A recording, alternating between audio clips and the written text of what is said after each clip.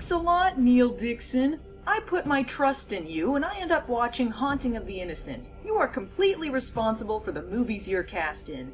Okay folks, so this is Haunting of the Innocent, formerly known as A Haunting in Thornby, formerly known as A Haunting in Massachusetts, formerly known as just A Haunting, formerly known as This Has Fuck All to Do with a Haunting. Check it out, it stars Judd Nelson! JK, he's completely incidental.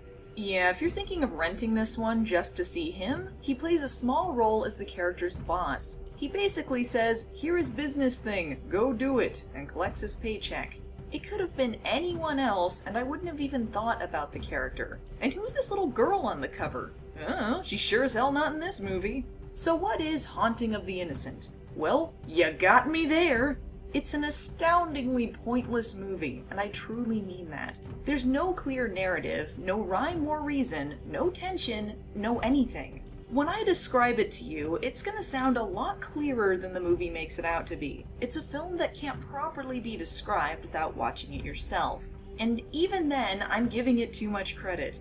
Our main character is Tom, a walking piece of cardboard who happens to be a cheating asshole. Not that that portion of the film relates to anything. No one ever finds out about his affair, and it could have been cut out and not change the story in any way. Though if I'm being honest, that can be said about anything in this film, and it would have made about as much sense. So his wife Brenda is raped, possibly by a ghost, but that may just be the editing. It's never really clarified. Traumatized by the event, the two of them take their son to go stay with Brenda's father, played by Neil Dixon, who seems to be the only person who remembered to act in this. Whereas most everyone shuffles through this like glassy-eyed zombies, he's sort of the polar opposite. Either perpetually grumpy, or putting a little extra flourish into each sentence. I spent most of the film trying to figure out if he was attempting an American accent or not. It was really strange, just every once in a while there was a hard R out of nowhere, but it came off more like a grizzled sea captain.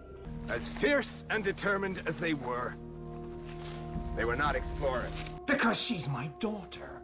The best parts are when he's bitching out Tom, mostly because Tom is one of the least endearing or charismatic leads I've seen in a long while. And you will stop whining like a little bitch and go fix your marriage to my daughter.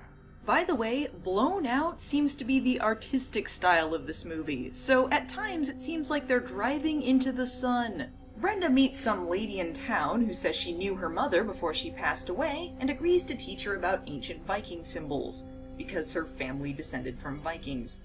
The rest of the movie is, well, it just is.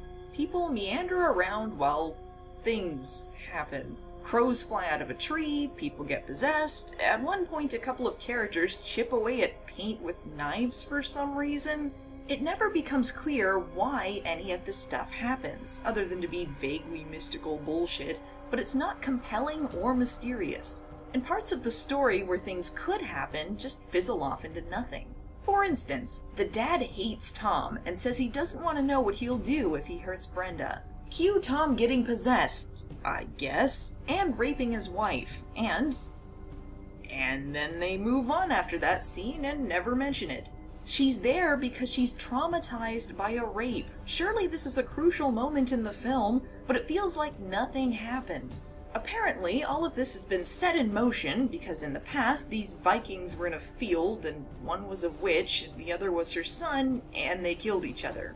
Because they weren't properly buried, I can surmise their spirits stuck around? Maybe it was Brenda's ancestors? Tom carves a bunch of symbols into his chest and nearly burns himself alive, and then leaves town and goes back to work? He just left his wife and kid there? But why? Now Brenda is an evil lesbian, and her father seems like he knew this other lady was evil and wants to protect his grandson. Tom goes back to town, and the dad does a heel turn, serving him up to his now evil lesbian wife and gender-neutral child. So why was Neil Dixon's character acting like he was a good guy in this scene when he was supposedly in league with them the whole time? Who was he performing for here? Why is any of this happening? They coax the kid into killing Tom, and then it just ends. I'm left wondering where the last hour and a half went. I'm both underwhelmed and slightly angry at this. What story were they trying to tell? Was it about an evil ghost Viking lesbian cult?